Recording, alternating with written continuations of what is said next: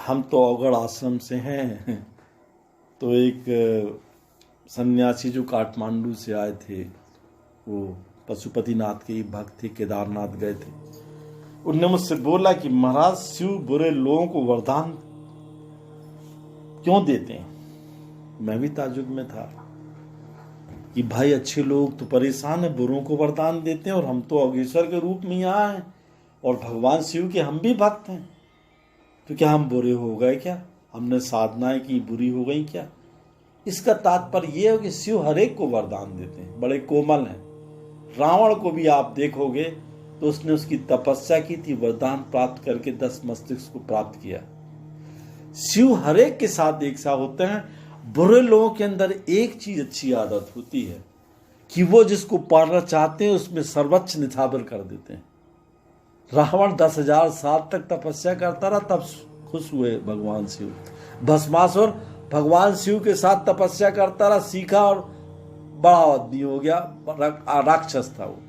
तो आप बोल सकते हैं कि राक्षसों के शिव हैं। शिव तो सबके हैं, गंधर्व के हैं, यक्षिणी के हैं, यक्ष के हैं, मानव के हैं, और भोलेनाथ है वो तो इतने भोलेनाथ है कि एक बेलपत्ती से प्रसन्न हो जाते हैं। सावन के महीने में लोग दूध चढ़ा देते हैं, बेलपत्ती चढ़ा देते हैं, तो वो प्रसन्न हो जाते हैं। भोलेनाथ का मतलब ये होता है कि वो हर एक काम को तत्काल करने को तैयार हो। बुरे अच्छा शिव की नजर में कोई नहीं होती, बुरा उसका शरीर, उसके कर्म होते हैं। आत्मा किसी की बुरा नहीं हो सकती, क्योंकि आत्मा तो शरीर में निवास कर रही है, और आत्मा की बात कोई सुनता थोड़ी है संसार में। आप कोई बुरा काम करके देखिए तो उसमें लोभ लालच में आपको आपकी आत्मा की बात को हलक करके मन और बुद्धि के द्वारा वो काम आपका शरीर करवा लेता है। बाद में भले पछतावा होता हो। भगवान शिव तो अघेश्वर है, भूतनाथ है वो, और रहते तो कोई बंदरों में, ऐसा तो मुझे कम ही लगता होगा। क्योंकि जो वेदांत कहता है, हमारे ग्रंथ कहते हैं, उसमें तो भगवान शिव शमशान में निवास करते हैं। वहां पर काली, तारा, यक्ष, यक्षिणी, प्रेत जैसा वेदांतों में लिखा है, और वहां पे काल भैरव निवास करता है। कलयुग में इनकी सिद्धियां इसलिए जल्दी हो जाती हैं क्योंकि ये तो भोलेनाथ के प्ररूप हैं। वह तो इसी प्रकार का उदाहरण है। यदि कठिन लग रहा, आपको समझ में नहीं आ रहा, आप घर के पास रोज खड़े हो जाओ, खाना तो कुछ बनाते ही होगे ना। और ऐसा तो है नहीं कि संसार में हर एक जगह जीव जंतु ना हो। यदि आप जंगल में भी हो, मैंने देखा एक सन्यासी को, मैं हिमालय पर्वत से जा रहा था, वो तो शेर के बच्चे को खिला रहा था, और शेर के बच्चे को खिला रहा था, वो खा रहा था। वो प्रत्येक दिन कुछ उस बच्चे को खिलाता था, बच्चा उसके पास सही टाइम पे एग्जैक्टली आता था। आप किसी गाय को अपने घर के बाहर खिला के देखिए, इंसान भूल जाएगा टाइम, क्योंकि उसके पास बड़े बड़े घड़ियाल टाइम देखता है, ड्यूटी जाना, ड्रेस पहनना, खाना खाना, नहाना। गाय ने कौन सी घड़ी पहनी हुई है, कुत्ते ने कौन सी घड़ी पहनी हुई है?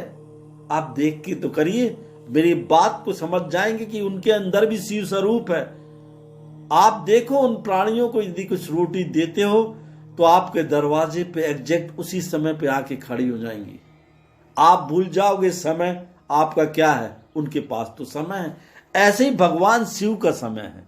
भगवान शिव अच्छे बुरों को नहीं देखती, बुरे आत्मा से पवित्र होते हैं और शिव के पीछे लगे होते हैं। और इसलिए भगवान शिव ने आज तक हर एक बुरे लोगों को पहले वरदान दिया। अच्छे लोग तो ब्रह्मात्मा को होते हैं, बुद्धि का काम करते हैं ना। उनको पता चला कि 7 शिवलिंगी की पूजा करनी, बुद्धि बोल रही कि ये ही कर लो, तो कैसे प्रसन्न हो जाएंगे भाई। और बुरे लोगों को देखो, आज भी अश्वत्थामा नर्मदा के दर्शन करने जाते हैं, ऐसा वेदांतों में लिखा है। 5,000 साल से चिरंजीवी हैं, अब वो जाते हैं, जासवान का फूल चढ़ाते, ऐसा वेदांतों में लिखा हुआ। क्योंकि नर्मदा का हर एक कण शिव है, तो अश्वत्थामा भी तो शिव के भक्त हुए। जो भी व्यक्ति शिव का भक्त हो, वो अच्छा बुरा नहीं हो सकता।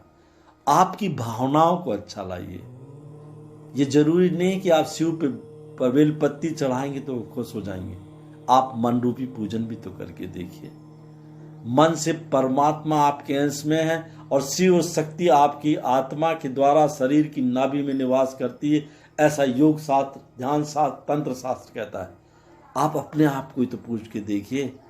शिव तो बाहर हैं, बड़े कोमल हैं, करुणामय हैं। घर बैठ के भी आप नहीं जा सकते ना। आप अमरनाथ यहाँ बैठ के भी तो कल्पना कर सकते हो, आप नहीं जा सकते ना। उज्जैन समय है, विपरीत है, कहीं आना जाना बंद है। यहाँ बैठ के भी कल्पना करो कि हम उज्जैन के महाकाल शिवलिंग पर 151 स्वर्ण कमल, रजत कमल, नील कमल चढ़ाते हैं तो भगवान एक्सेप्ट करेगा। भगवान शिव भावनाओं का